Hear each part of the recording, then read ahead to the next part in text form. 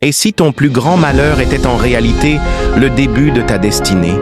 Tu as été rejeté, trahi, oublié, mais pas par Dieu. Voici l'histoire d'un homme que rien ne pouvait arrêter. Voici Joseph. Dans la Bible, Dieu parle souvent par des rêves. À Abraham, à Daniel, à Joseph. Joseph rêva que les étoiles et les gerbes de blé se courbèrent devant lui. Mais comment expliquer un rêve de grandeur quand on n'est qu'un simple berger? Trahi par ses propres frères, Joseph est dépouillé, battu, puis jeté dans un puits sec. Ce qu'il ne sait pas, c'est que le puits n'est pas la fin, mais le commencement d'un plan divin. Assis dans l'obscurité, Joseph regarde vers le haut. Il ne voit que le ciel, mais Dieu, lui, voit déjà le trône. Même dans le trou, Joseph est dans la main de Dieu. En Égypte, Joseph sert avec fidélité. Esclave, oui, mais intègre.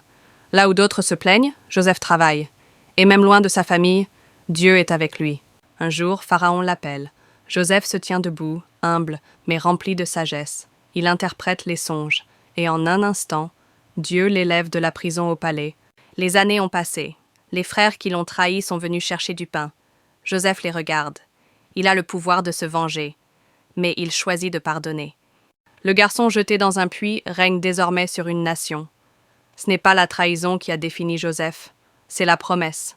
Quand Dieu te lève, rien ne peut t'arrêter.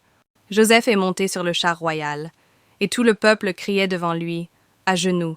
Celui qu'on avait vendu est devenu le bras droit du roi. C'est Dieu qui élève,